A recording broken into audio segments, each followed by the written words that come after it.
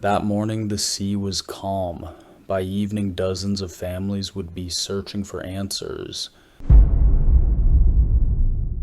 Phuket is often described as a paradise, a place people travel to escape gray routines, traffic, and cold weather. Turquoise water, palm trees, beach massages, and boats heading toward coral islands at sunrise. In 2018, just like today, thousands of tourists arrived here every day. Among them were families from China, part of a new wave of travelers eager to explore, book excursions, and capture perfect vacation photos against tropical sunsets. But even paradise has a hidden side.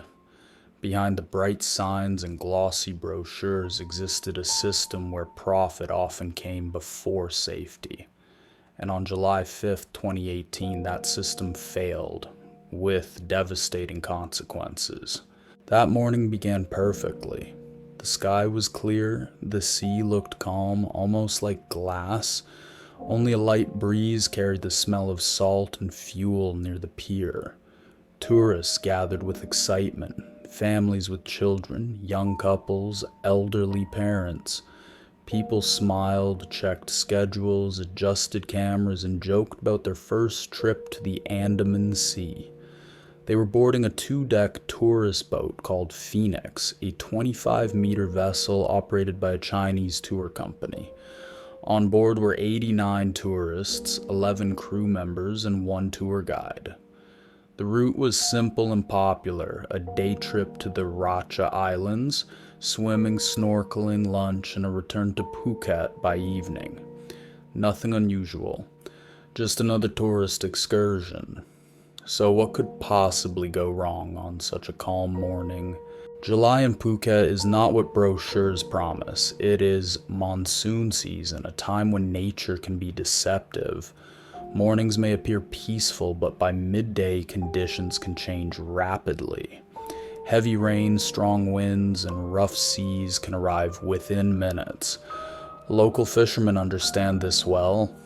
They read the sea instinctively and know when to stay ashore. That day, weather services issued warnings. A storm was approaching, and boats were advised not to leave port. Several tour companies canceled their trips, but the owners of Phoenix made a different decision. Passengers had already paid. The schedule was set. Canceling meant financial loss, and once again, commercial pressure outweighed caution. At the Racha Islands, everything still seemed normal. Tourists swam, ate lunch, took photos, and walked along the shore. But by mid-afternoon, the atmosphere began to change.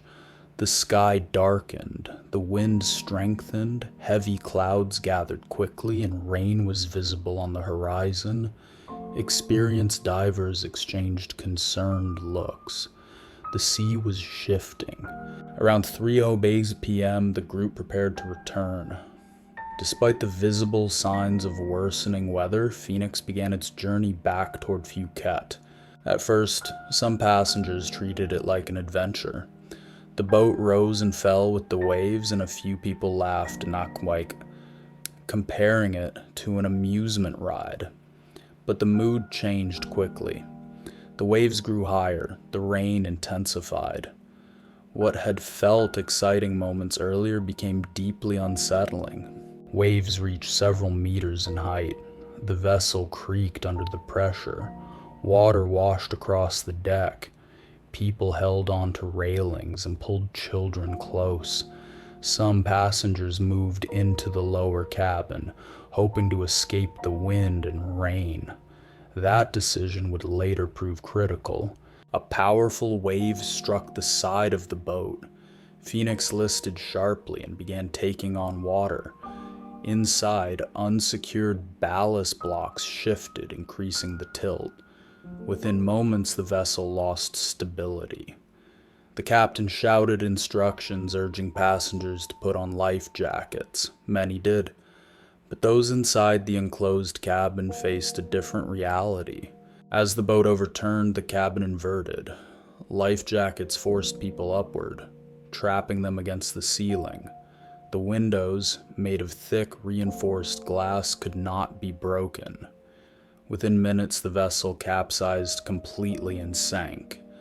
The accident occurred approximately 1.5 kilometers from Koh Hee Island, south of Phuket. Survival depended almost entirely on location. Those who had remained on the upper deck were thrown into the sea and had a chance to stay afloat. The first moments after the capsizing were chaotic. People called for family members, tried to support children, and clung to floating debris. By chance, a nearby fishing boat spotted the scene.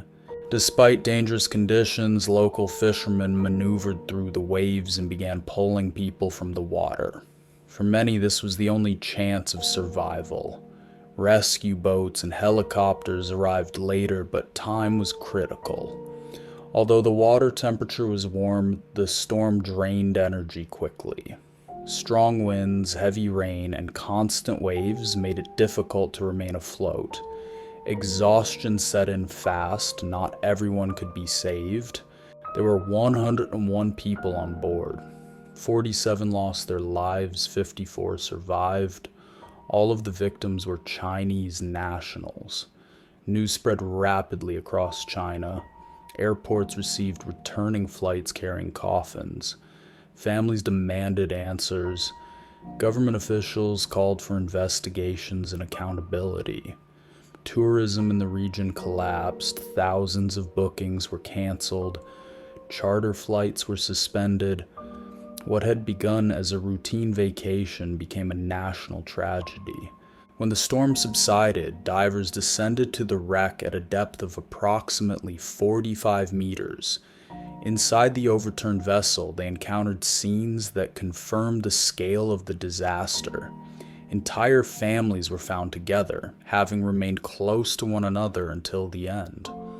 Recovery efforts lasted days. Initially, the incident was blamed on weather, but investigations revealed deeper issues. The vessel had been built with serious safety violations. Instead of multiple watertight compartments, it had only one. The windows were not designed for emergency escape.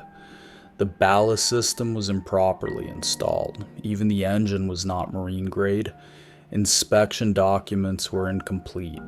Safety approvals had been issued without proper checks. Corruption played a significant role. Owners, builders, inspectors, and officials were eventually charged, but legal consequences could not undo the loss. Could this tragedy have been prevented? Yes. By canceling the trip, by respecting weather warnings, by building the vessel to proper standards, by enforcing real inspections. Each missed decision cost lives. The Phoenix disaster is not just a story about Phuket. It is a warning about systems where shortcuts are normalized, oversight becomes symbolic, and profit outweighs responsibility. When safety is treated as optional, even an ordinary tourist excursion can become dangerous, and the people who pay the highest price are always the same. Those who trusted the system and simply wanted to come home.